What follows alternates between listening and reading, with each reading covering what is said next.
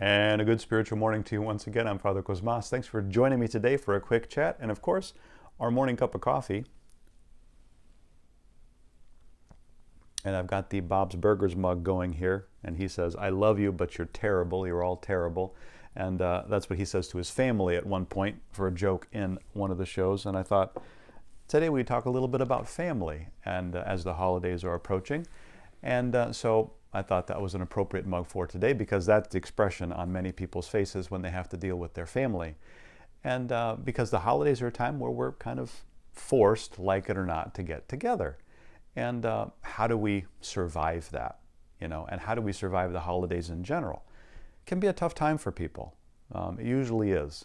And first and foremost, so two things. One, how do we survive being with our family? And how do we survive maybe not being with our family? Because those are kind of the two general situations we might find ourselves in. There are a few lucky people that are somewhere in between, but for many people, we fall into those two categories. We're already sort of thinking about planning for the holiday, where we're going to spend it, who we're going to invite, or where we're traveling and who's coming over. And, are we going to be able to survive that? And it can be a difficult time because family can be those people that they love us the most, they know us the best, and they also push our buttons like no one else. And sometimes it can be difficult to be together with our family. And it's a struggle and it's a sacrifice. But we should kind of remember the blessing that we have in our family and really take some sort of basic common sense steps to survive the holiday. One, you want to be together. You do want to be together. And I would never tell a family, if you're not getting along, don't be together.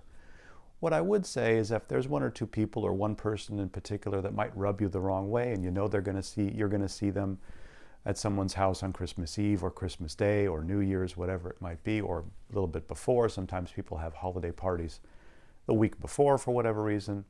I would say, try to limit the interaction. If it's someone that you just can't seem to make it work. You're always butting heads. Things always go down the wrong path. When you're together, you always sort of say the wrong thing.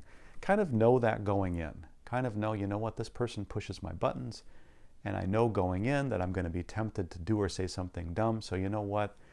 I'm not going to sit next to them at dinner. I'm not going to hang out with them all day long and force conversations. I'm going to limit the interaction. I'm going to move around. I'm going to talk to other people. And if they start baiting me, which they might tend to do, take a step back and know that it's always okay to just not respond. It's always okay to just remain silent. I think it's Chrysostom that says that words that are spiritually edifying are like pure silver, but silence is gold.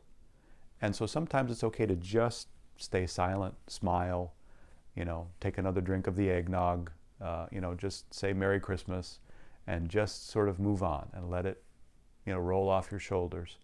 And sometimes that's just, we have to sort of know in advance going in, there's the possibility of a difficult situation. I'm not going to fall into the same bad trap that I've fallen into in years prior, and I'm going to do whatever I can to just stay positive, move around, not engage people, not respond if I can avoid it, and try to survive as practically as we can. Now that's when we're sort of forced to be with our family. The other scenario is we can't be with our family anymore for whatever reason. Whether they're not around anymore, they moved on, and we can't see them, and that's a difficult time. And the ritual makes it difficult because we have everything that we used to have around us, and it's reminding us of all of those times that we had. And that's really where depression sets in. Depression sets in because you're constantly looking at the past. Anxiety sets in because you're looking at the future. But depression sets in because you're looking at the past and you're remembering. And you can't experience that anymore, and it makes you a little melancholy, a little sad. But it's important to sort of give thanks for the time that you did have. Give thanks for all of the blessings that you were able to experience. And if you're not able to be around family or loved ones anymore for whatever reason, just sort of say, well, at least I did have all of that time with them, and God willing, I'm going to be with them again at some point. And sort of remember what the real hope and the real meaning of the season and of the Christmas holiday is. It's about God's love, and it's about sharing that love wherever we are. Even if we can't be physically in the same room, that doesn't mean we're not connected by our love of God and our love of each other. And that's something that we want to celebrate on Christmas especially, but we also want to celebrate that each and every day. Amen.